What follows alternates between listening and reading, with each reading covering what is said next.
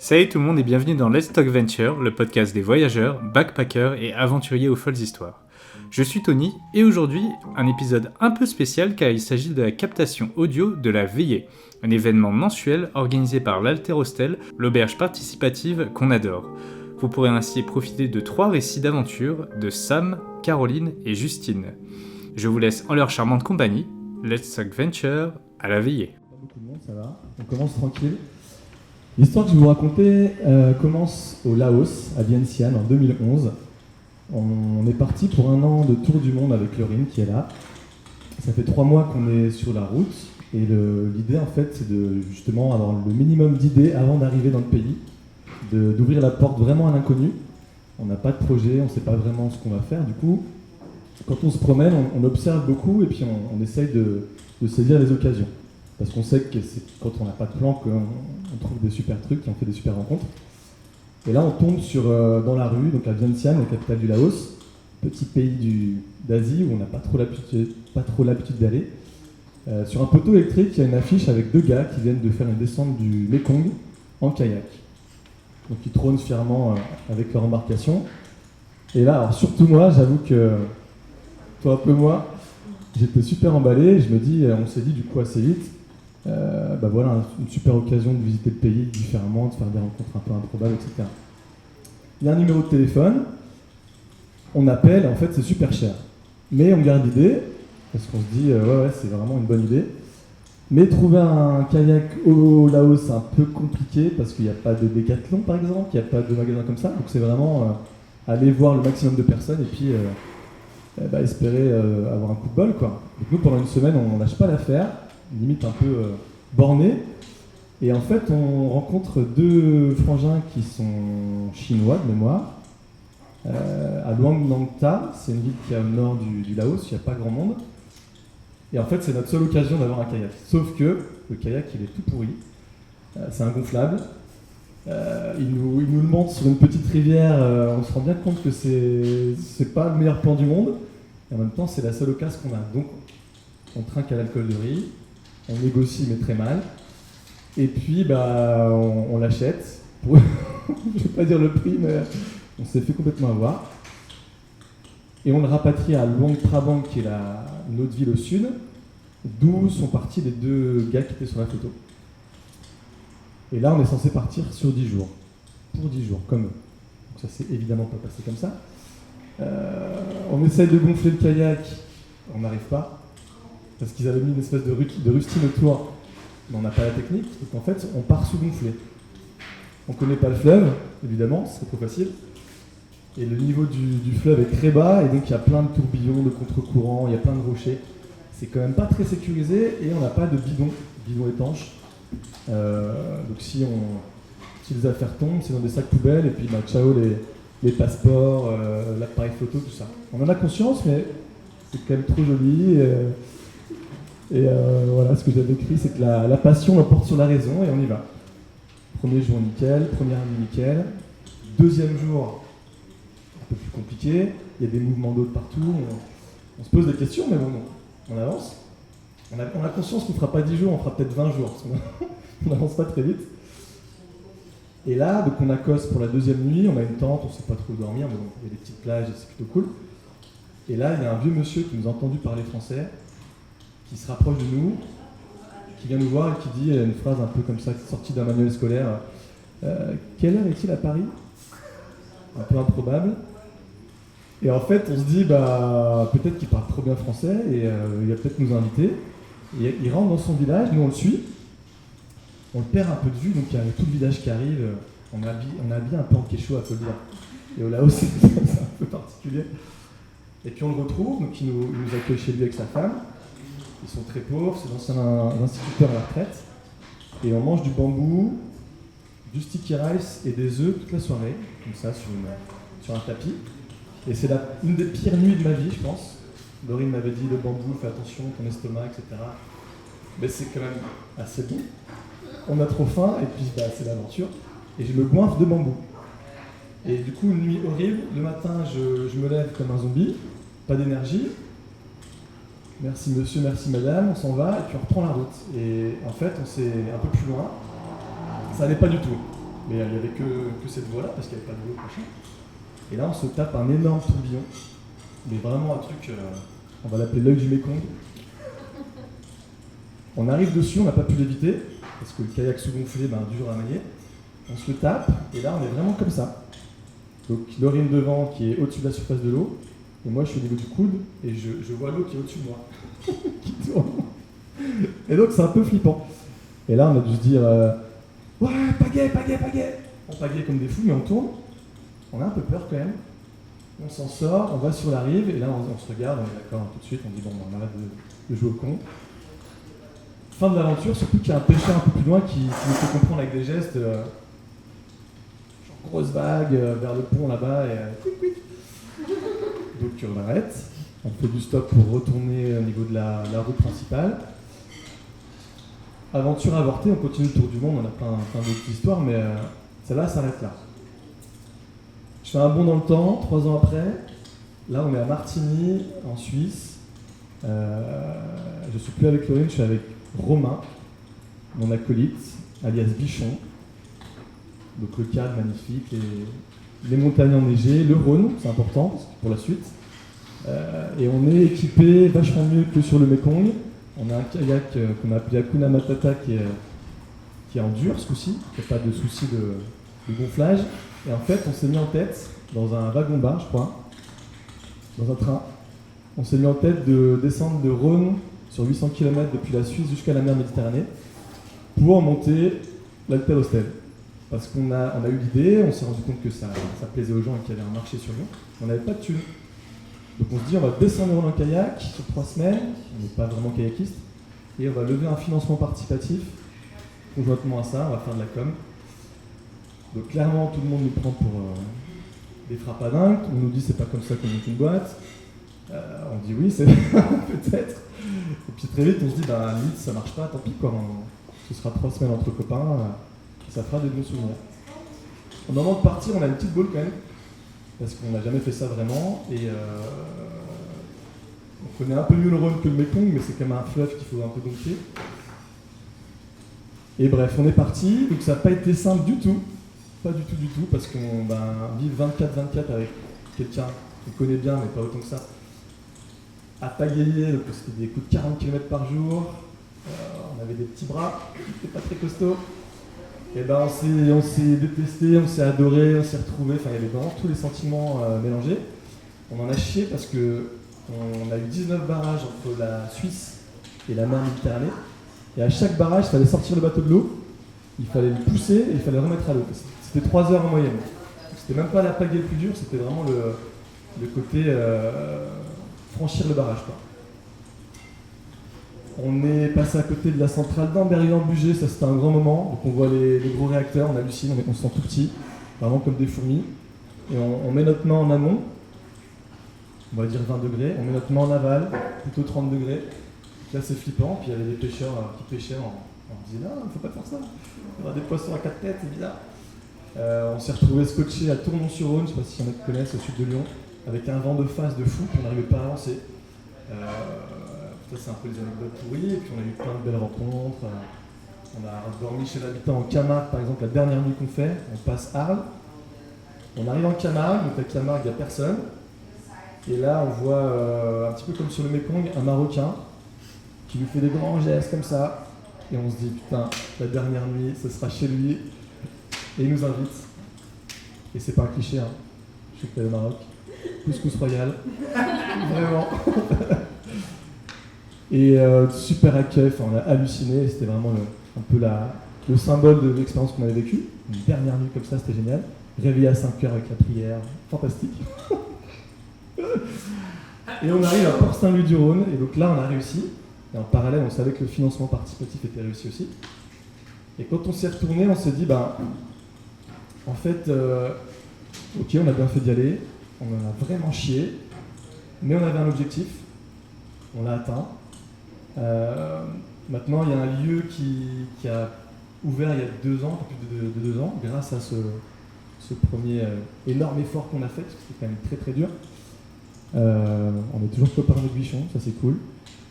Ça a permis de rencontrer Alain, qui est du coup associé au projet et fondateur. Les banques nous ont considérés après parce qu'on a un apport de 20 000 € à ce moment-là, alors qu'on partait de zéro. Il y a surtout 300 personnes autour qui ont contribué. Donc c'est une communauté, et c'est plus que de l'argent, ça peut être aussi des conseils, des compétences. Et donc le banquier, là ce coup-ci, il nous regarde un peu différemment. Toujours, vous avez vraiment fait ça, c'est un peu bizarre quand même. Ah mais vous avez de l'argent, ah ok, la porte qui s'ouvre. Et donc le plan de financement a été fait comme ça. Et si j'ai voulu vous raconter cette histoire, c'est déjà parce qu'il n'y avait pas grand monde, mais c'est surtout que j'ai eu plein d'idées foireuses il y a longtemps. Je voulais par exemple une fois construire un vélo à voile et puis partir en tant que journaliste dans des pays comme ça étrangers. Ça a convaincu personne. L'alter, ça semble être une meilleure idée pour le coup. Et ce que je voulais vous partager ce soir, c'est que il faut être créatif, il faut être inventif, il faut pas avoir peur de surprendre. Parce qu'en fait, moi je me suis rendu compte dans mon parcours d'entreprise et de vie qu'il y a plein de gens qui vont nous dire bah oui, c'est pas comme ça qu'on fait, c'est un peu fou, soit. Mais si tu sais pourquoi tu le fais, si t'es vraiment motivé, ça coûte rien. On se disait avec Romain, au pire c'est 3 semaines entre nous, ce sera des super souvenirs et c'est pas grave si ça marche pas, il se trouve que ça a marché. Et donc je pense que du Mekong, d'une aventure, on va pas dire pourrie, c'était super, mais avortée au Rhône, qui était une aventure un peu plus aboutie, il y a un petit fil qui a dû se tisser comme ça inconsciemment, de façon un peu plus préparée, un peu plus pro, parce que du coup il y avait une finalité.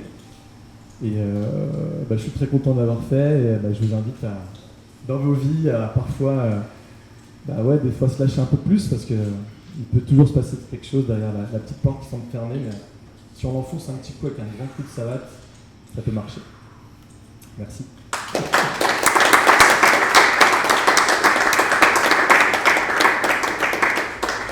Alors moi, l'histoire, elle commence il y a 6 ans à peu près.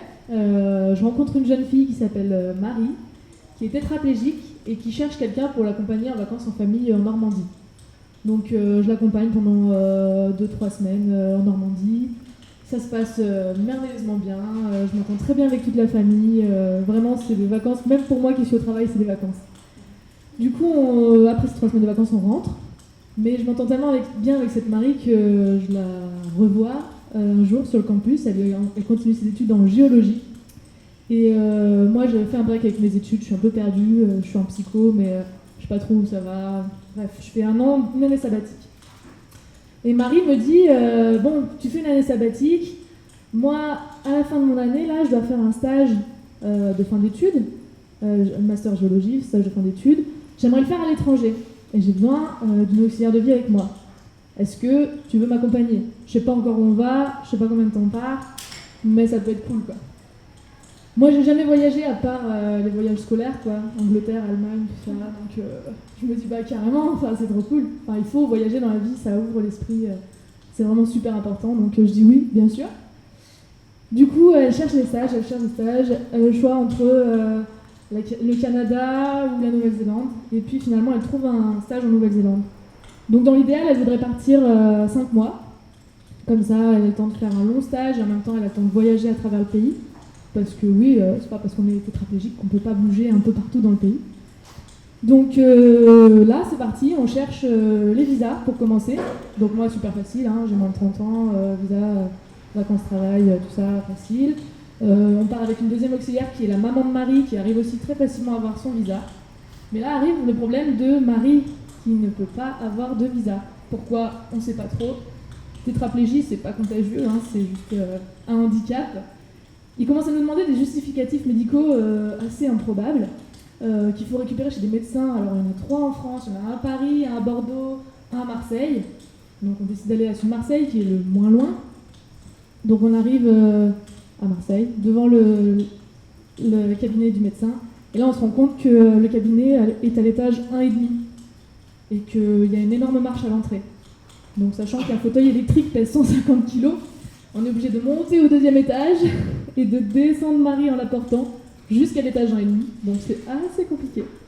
Tout ça pour récupérer un papier qui ne suffira finalement pas pour le visa. Donc on est encore un peu énervé, mais bon, on se dit qu'on va y arriver, on va y arriver. On continue, et puis la Nouvelle-Zélande nous demande toujours de nouveaux papiers, plus improbables les uns que les autres, et qu'il faut envoyer par courrier, parce que par mail ça va trop vite, donc par courrier. Et bon, le problème c'est qu'on a une date butoir, on sait qu'on doit rentrer le 15 août. Donc si on veut partir 5 mois, il faut partir un peu tôt, quoi. Sauf que les mois avancent et que le 15 août est de plus en plus proche. Du coup, au bout d'un moment, on décide d'abandonner le visa vacances-travail pour Marie et du coup de partir seulement 3 mois parce qu'on a le droit d'avoir un visa touristique de 3 mois pour aller en Nouvelle-Zélande sans justificatif. Donc on part 3 mois avant le 15 août. Le petit souci aussi, c'est que Marie a un chien d'accompagnement. Du coup, on lui avait fait tous les papiers pour qu'elle ait son permis, la chienne, pour venir avec nous. Mais comme le départ se repoussait tout le temps, arrivé à la date butoir, on nous a dit « Ah, mais le permis il est plus valable. En fait, les papiers sont trop vieux, les vaccins sont trop vieux, donc vous pouvez pas emmener votre chien. » Donc là, on s'est dit « Bon, est-ce que c'est un signe? Est-ce qu'il faut pas y aller? » Non, on y va. Donc arrive le jour J, on va commencer à arriver à l'aéroport, à Paris, tout se passe bien. On arrive à Londres.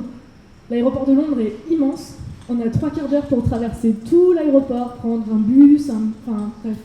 Avec tout le matériel médical de Marie, c'était assez intense. Mais on y est arrivé. De toute façon, les hôtesses de l'air, elles savaient qu'on devait arriver, donc ils ont un peu attendu, mais on est arrivé à temps. Après, escale à Singapour, puis on arrive à Sydney. Et alors là, Sydney, pour rigoler, Martine, la maman de Marie, demande « Bon, le fauteuil, il est toujours dans la soute à bagages, hein ? On va aller voir !» Et puis l'avion ne démarre pas, ne décolle pas, on comprend pas. Et puis une hôtesse de l'air vient nous voir et dit on ne trouve pas le fauteuil électrique de Marie. D'accord, et on ne décollera pas tant qu'on n'a pas trouvé où il est. Au bout d'un quart d'heure, une demi-heure, ils viennent nous voir. On a un souci, le fauteuil il est resté à Londres. Bon, très bien. On sent que le pays a quand même du mal à nous recevoir. Mais bon, c'est pas grave, on continue. On arrive à l'aéroport de Wellington, la capitale de la Nouvelle-Zélande. Et puis un monsieur charmant nous accueille, il nous dit « Mais pourquoi votre chien il est pas avec vous ?» Parce qu'on n'a pas de permis. Mais bien sûr que si, vous avez un permis, regardez, j'ai tous les papiers en règle. Bon, un chien d'accompagnement qui n'est pas venu, c'est pas grave, on fera ça.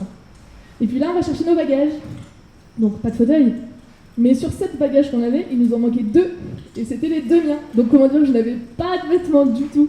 Arrivé en Nouvelle-Zélande, c'était un peu la galère. Mais bon, on nous a bien accueillis, on nous a donné des vêtements et tout pour les premiers jours. Au bout de 3 jours, le fauteuil arrive enfin.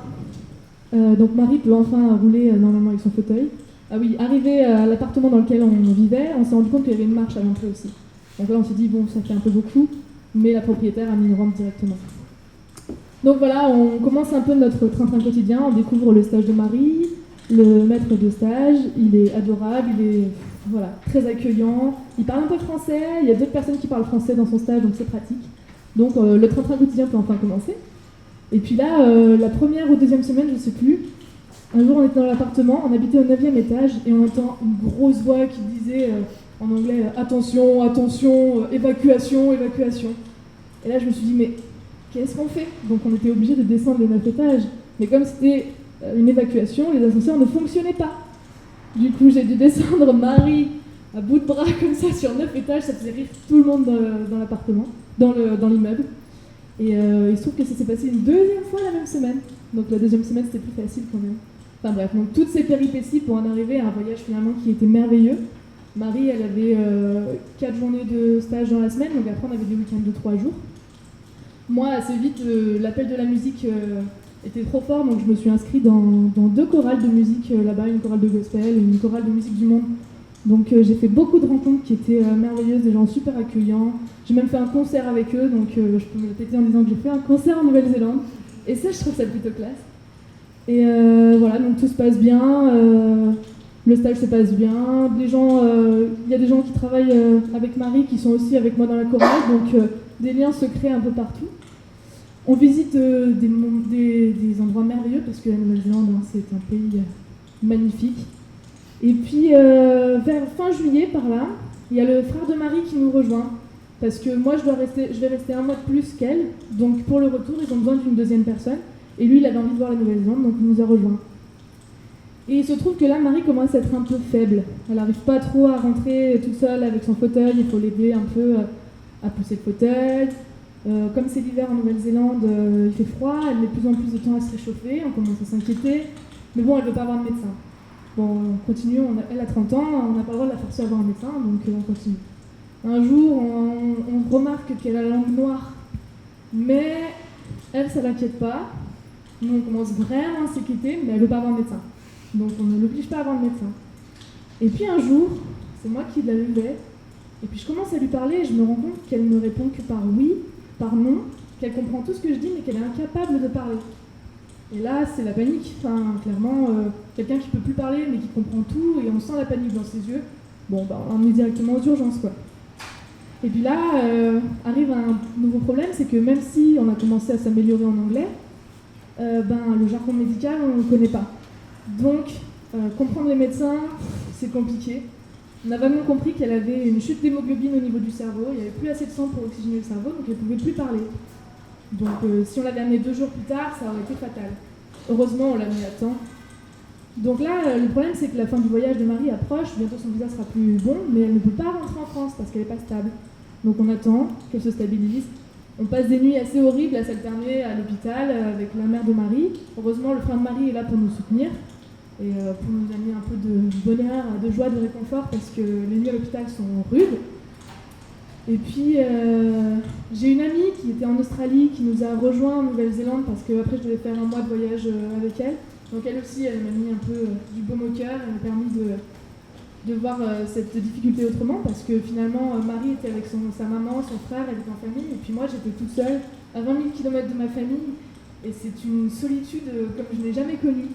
Mais fallait être là, fallait être debout, fallait se battre pour que Marie aille bien, donc il fallait sourire, il fallait que je fasse mon boulot, et puis voilà. Donc on attendait que Marie aille mieux, et en attendant, on gardait le sourire.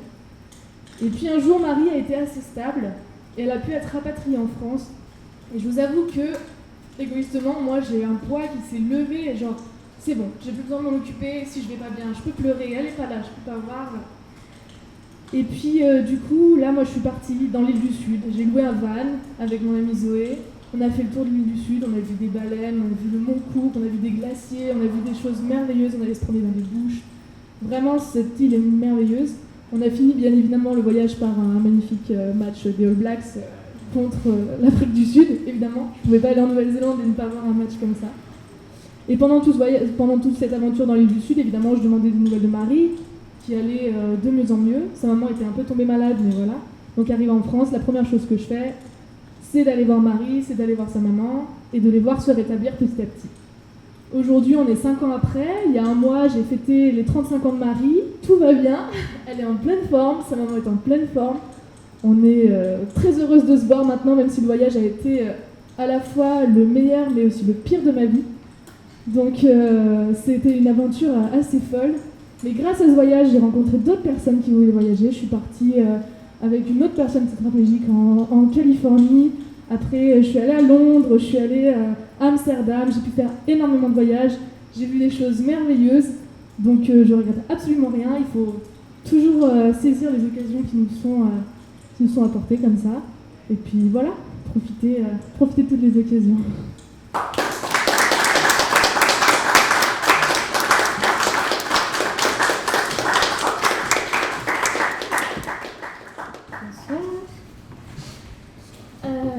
C'est pas vraiment un voyage, mais c'est une aventure que j'ai vécue à Grenoble il y a maintenant 7 ans.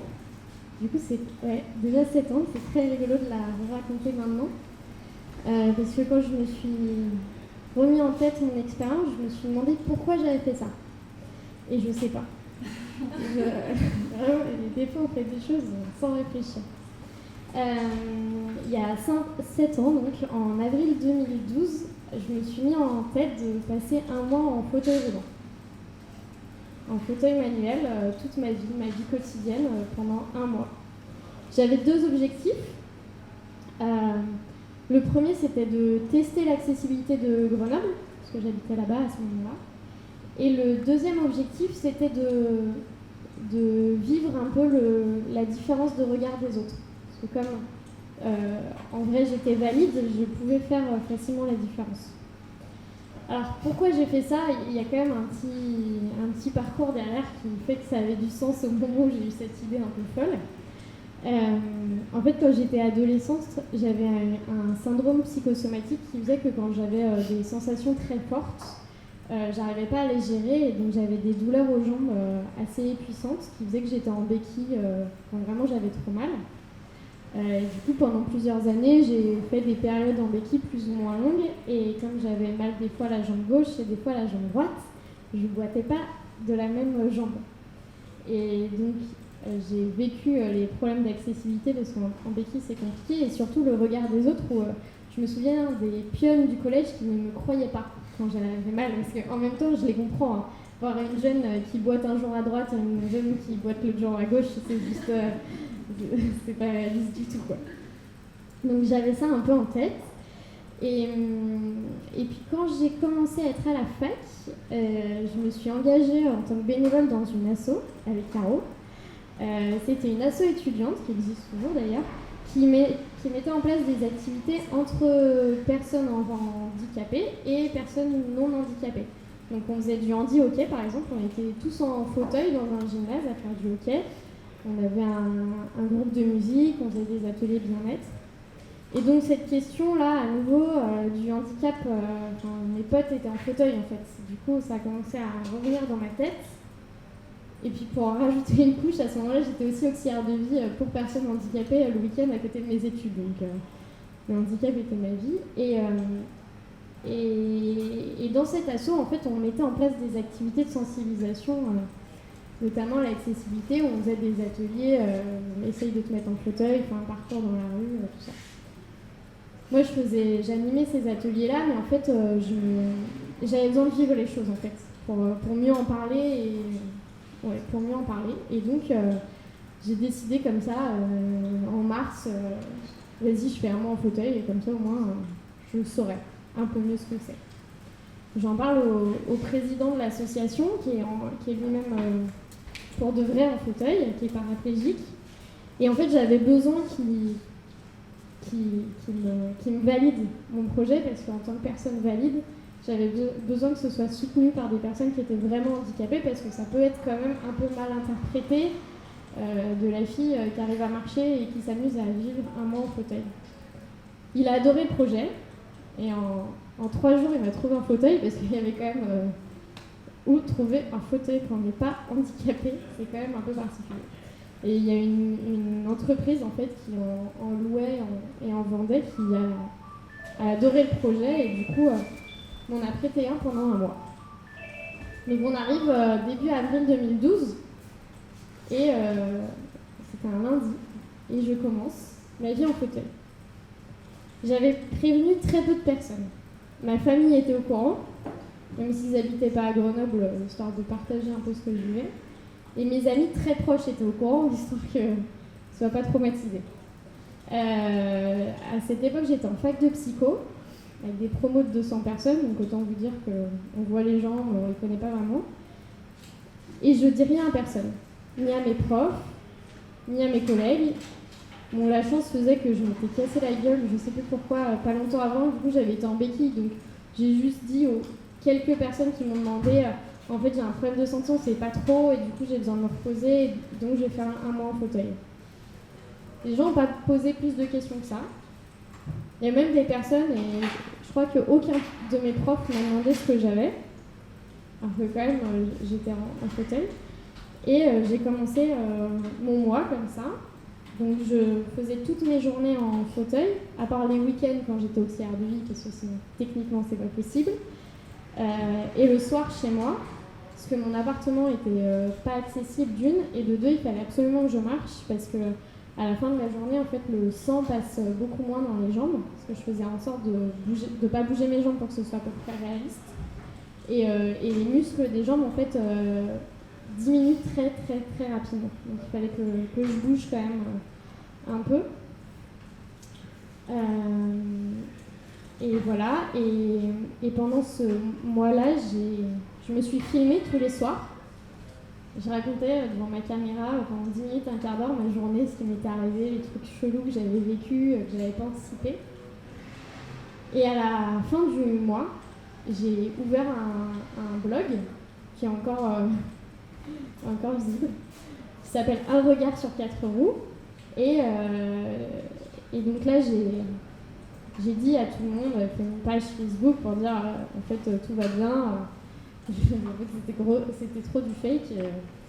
Je me suis amusée un mois en fauteuil et donc j'en ai parlé à beaucoup de monde. Et pendant tout le mois de mai, en fait, j'ai publié une vidéo par jour, donc avec un mois de décalage, pour que les gens puissent voir et écouter ce que j'avais vécu. À côté de ça, alors c'était pas hyper réfléchi tout ça, mais je me suis dit je vais quand même faire un petit communiqué de presse pour faire connaître ce que j'ai vécu, parce qu'en fait il n'y a pas grand monde qui passe un mois en fauteuil comme ça juste pour tester des trucs. Et donc en me disant peut-être ça intéressera des gens, puis en fait ça a intéressé des médias locaux, j'ai pas compris pourquoi, et puis après ça a intéressé des médias nationaux, puis après ça a commencé à interroger un peu les acteurs publics quand même de Grenoble, parce que j'étais en train de dire que c'était accessible, mais quand même les gars, il y avait des trucs, ça n'avait pas de sens. Du coup, j'ai pu avoir la chance de discuter avec les responsables du tram, les responsables, les élus à l'accessibilité de la LD de Grenoble. Notamment parce que, alors ça c'était un petit truc que j'avais pas anticipé du tout, c'est que donc, Grenoble est connue pour être la première ville accessible de France. Et quand on y vit et qu'on a l'habitude, on ne se rend pas trop compte. Et notamment, le tram est le premier tram en France accessible. Et donc, il est exemple pour toutes les villes qui veulent mettre en place des trams. Parce que vous n'avez pas de marche ou de trou en fait, entre le quai et le train, le tram. Et, sauf que la première fois que j'ai pris le tram toute seule, les gars n'avaient pas anticipé que tu peux prendre le tram tout seul, mais tu ne peux pas payer ton ticket. Parce que le guichet, il n'est pas accessible en fait, tu n'y accèdes pas tout seul. Donc forcément, quand j'avais des journalistes qui me disaient « Ah là là, qu'est-ce qui vous a interpellé à Grenoble ?» C'était le premier truc que je disais, parce que vraiment, pour moi, c'était pas cohérent. Et l'entreprise de tram n'a pas été très contente. Du coup, ils m'ont dit qu'ils auraient bien aimé que j'en parle avec eux avant, mais en fait, moi, à cette époque-là, j'avais même pas 20 ans, je réfléchissais pas à l'impact en fait, que ça pouvait avoir. Il s'est avéré qu'après, ils ont fait un nouveau tram, et que le guichet est entièrement accessible, et du coup je suis super contente. J'ai au moins fait changer ça. J'ai pas fait changer le reste, mais j'ai au moins fait changer ça. Et donc à la fin de mon mois, j'ai pu confirmer que Grenoble était hyper accessible, parce que j'arrivais quand même plutôt bien à faire ma vie toute seule, à peu près. Et que les gens étaient hyper bienveillants. J'étais tout le temps aidée en fait. Je sortais du tram, les gens ils me laissaient passer, j'avais besoin d'un truc, parce que alors, essayer de faire vos courses quand vous êtes en fauteuil, c'est impossible en fait, tout seul. Et les gens m'aidaient, c'était assez fou. Et je l'ai notamment vécu la dernière soirée de mon mois en fauteuil. Je me suis dit, la dernière soirée, je vais en boîte. J'ai trop envie d'aller en boîte en fauteuil en fait. Et du coup, je suis allée en boîte en fauteuil. Alors, je m'étais assurée que la boîte où je voulais aller était accessible, parce que sinon, ça n'aurait pas été très drôle. Et c'était génial. J'étais pote avec tous les gens de la boîte en fait. Et un quart d'heure après, on arrive et tout. À un moment donné, je vais au coin fumeur, je vais fumer. Là, il y a le directeur de la boîte, le patron de la boîte de nuit arrive. T'inquiète, je t'ai vu, les gars de la sécu, ils savent que t'es là, tout va bien. Et nous, j'étais surveillée pour vérifier que tout allait bien. Et c'était super chouette, quand même.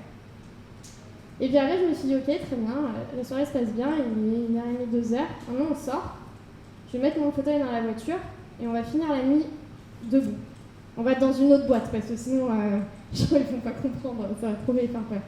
Du coup, on change de boîte et là, je voulais en une demi-heure voir la différence. C'était un peu violent. En fait, je suis arrivée dans une boîte, donc j'étais à nouveau debout. C'était la première fois en un mois que j'étais debout, entourée d'inconnus. Pendant un mois, les gens avaient été hyper sympas avec moi. Là, on m'a pris pour un morceau de viande, quoi. Enfin, une boîte de nuit, tous les trucs les plus horribles. Les gens me poussent, les mecs me mettent des mains au cul. Enfin, genre zéro respect. Et là, j'ai fait, ok, super. Je suis entrée c'était un peu dur. Parce que je me suis dit, ok, en fait, le regard des autres, du coup, il est plus sympa quand j'étais en fauteuil. Et ça, c'est cool, mais c'est pas normal. Ça, c'était à Grenoble. Et puis après, je me suis dit, bon, on dit que Grenoble c'est accessible. Mais moi, je connais que Grenoble en fait. Du coup, je me rends pas compte c'est comment ailleurs. Donc j'ai voulu continuer les aventures. Et l'été 2012, je suis partie 2 semaines avec donc le président de l'asso qui m'avait soutenue, qui est lui-même en fauteuil. Donc on est parti, lui en fauteuil, moi debout. On est parti 2 semaines en août. On a fait 5 villes de France. Je sais pas comment on a tenu le marathon. 3 jours par ville. Lyon, Dijon, Paris, Rennes et Nantes. 3 jours à chaque fois, on testait l'accessibilité, on allait se balader, enfin voilà, en mode touriste quoi. Alors déjà être touriste en fauteuil c'est compliqué parce que vous ne savez pas ce qui est accessible, ce qui n'est pas accessible, il n'y a pas toujours l'office du tourisme, ils ne mettent pas toujours des choses en place. À chaque fois on avait un France 3 qui nous accueillait, on faisait des petits reportages sur l'accessibilité des villes et on s'est rendu compte du coup que vous voyez l'accessibilité d'une ville au nombre de personnes handicapées que vous croisez dans la rue. À Grenoble, vous en voyez tous les jours. Mais que des gens en fauteuil. À Nantes, vous en voyez tous les jours, mais que des personnes aveugles. Parce qu'ils ont vraiment poussé l'accessibilité pour les personnes aveugles. À Dijon, 1 personne en 3 jours. Et je sais même pas comment elle fait, parce que vraiment, c'est horrible. Lyon, c'était pas trop mal. Et en fait, plus une ville est accessible, plus vous voyez des personnes handicapées, parce qu'en fait, à Grenoble, c'est le cas, il y a beaucoup de personnes en fauteuil qui viennent vivre à Grenoble parce que c'est accessible et parce qu'il y a tous les services de santé adaptés. Et du coup, plus les gens sont cool aussi. Et moi, les gens vous regardent comme si... comme à l'ancienne, quoi. Les gens sont fous parce qu'ils sont handicapés. Donc voilà. Et pour terminer, parce que vraiment, à la fin, il m'est arrivé un truc drôle et pareil, je me suis dit, vas-y, je teste, parce que vraiment, là, on est au summum du truc. Donc, en fait, mon expérience a été pas mal relayée dans les médias locaux et nationaux, parce qu'une fille qui se met à moi en fauteuil. J'ai été hyper heureuse parce que j'étais vachement soutenue par des personnes handicapées que je connaissais pas un peu de partout en France. Et ça, c'était hyper important pour moi qu'elles ne se sentent pas... qu'il n'y ait pas quelqu'un qui prenne leur place. C'était important pour moi de montrer aussi aux gens que je prenais pas la place d'une personne handicapée, je me mettais juste en fauteuil. J'étais auxiliaire de vie à côté, donc je savais très bien ce que c'était la vie quotidienne d'une personne handicapée. Il y avait personne qui me torchait le cul le matin ou le soir. Donc je ne vivais pas comme une personne handicapée.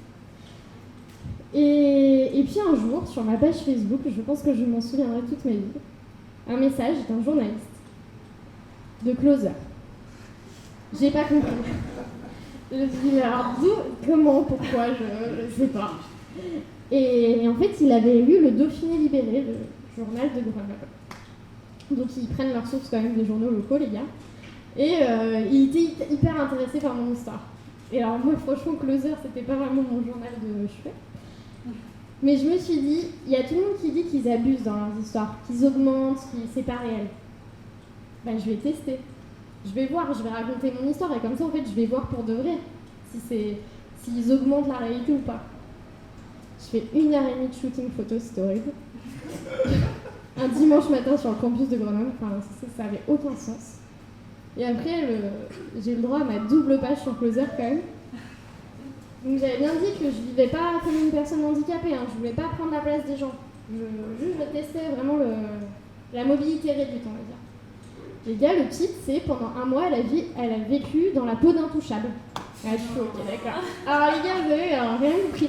J'avais dit que ma mère était venue quelques jours et elle m'avait aidée, notamment pour aller à la laverie, parce que la laverie, c'est pas accessible. Quand tu mets tes pieds, c'est 1m80, laisse tomber.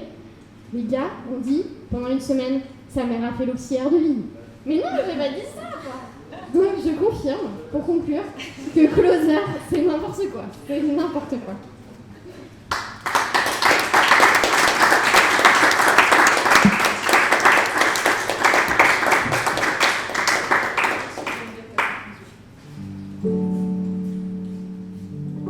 Un grand merci à Sam, Caroline et Justine pour avoir accepté de partager leurs récits, et merci au staff de Alter Hostel d'avoir accepté de me laisser enregistrer cet épisode. Vous pouvez retrouver d'autres épisodes de Let's Talk Venture sur YouTube, iTunes et les applis de podcasts dédiés.